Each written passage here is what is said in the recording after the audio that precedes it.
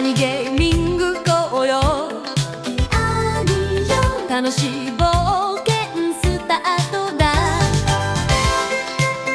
Welcome everyone to oldtalkersandgeeks.com Annie Gaming, and it's time to plug up those Nintendo 64 controllers, my friends, because today we are going to be talking about Neon Genesis Evangelion for the Nintendo 64. You can just hear the tone of my voice just change. Ooh, do we got a doozy here? But as always, let's you know what? Let's talk about it here, my friends. So this was released exclusively in Japan in 1999 by Bandai. Neon Genesis Evangelion for the Nintendo 64 stands as a yeah, different artifact in the Annie gaming time zone and timeline.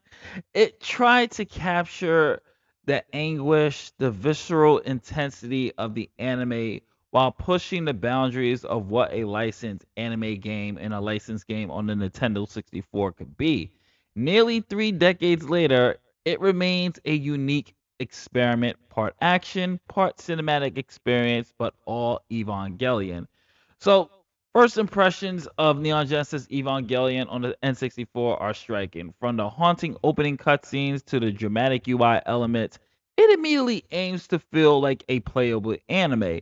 Visually, the game made the most of the N64 hardware using detailed character models, stylized effects, and clever use of animation to evoke that shows the show's melancholy tone. While not quite as crisp as the PlayStation's contemporaries like Xenogears, the game was visually ambiguous for its console, especially when it came to recreating the key scenes from the anime in engine, by the way. But the gameplay is a mixed bag here, actually a mixture on rail cinematic battles and quick time events intertwined with one-on-one Ava unit combats. And on paper, it's a mech fighter game with anime flair. In practice, the controls are torturous. That is the best way I could describe this gameplay is torturous. The controls are sluggish. The camera angles often fight against you, making battles feel more like a orchestrated cutscene than skill-based engagement. Each mission mirrors a major event from the anime, which is a plus. You control Eva, Ava Unit or One, which is basically Shinji's unit, occasionally some others, as battle angels set piece duels. The action it's like all right, the action is like punctuated by scripted events where you must press buttons at the right time, essentially kind of like early quick time events, but you don't really see the indicators of which button to press, whether A or B. So what, and then not to mention that the movements are just very torturous and repetitive, especially when it comes it's very hard to like pull off any type of combos besides the standard A blocking from time to time. Like it's getting through the first mission alone is grueling. It just is. And it feels more like a Rocket Sock'em type of game instead of what they were probably trying to go for was a mech fighter game. But the gameplay just falls on its face. Still, there is a unique rhythm to it. The game forces you to sync with the emotion. You really do feel the scenes from the anime in it. So I definitely give it one thing. Playing this game and reliving certain cutscenes made me feel like I was playing the actual anime. So I would give it that. One of the more impressive aspects of the N64 Evangelion title is its fidelity to the anime's tone and arc.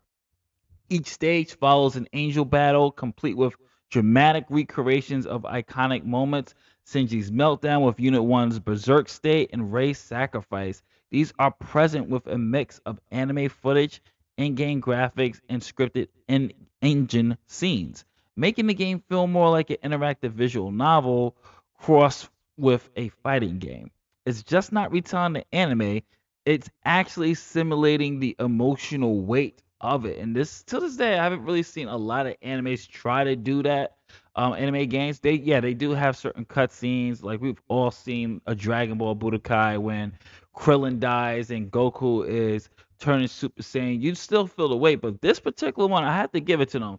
They really wanted you to feel everything, and that actually is a really testament to it. And that's thanks also to the sound design, because the sound design is where it stands out, because not only do we get the original voice actors from the series, the music as well from the show is also included, both original compositions and remixes from the anime soundtrack. So the familiar sounds such as the Ava alarms, the LCL startup, and the angel detection really heighten that immersion.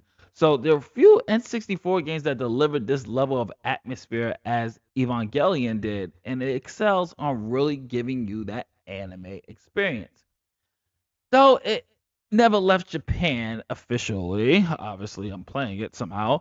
Neon Genesis Evangelion on the N64 has developed sort of a cult following. You have people like me who just want to recap and just show the younger generation anime games that we used to play. But you also have other YouTubers who are doing let's plays and torturing themselves with it, going crazy, just trying to get past mission 1 or mission 2 for that matter. And then you have people who just want to see, who are Evangelion fans and want to see what games that what the games used to offer.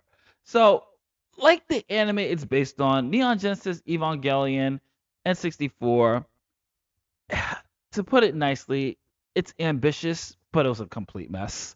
It has the emotional rawness, but it's ultimately forgettable.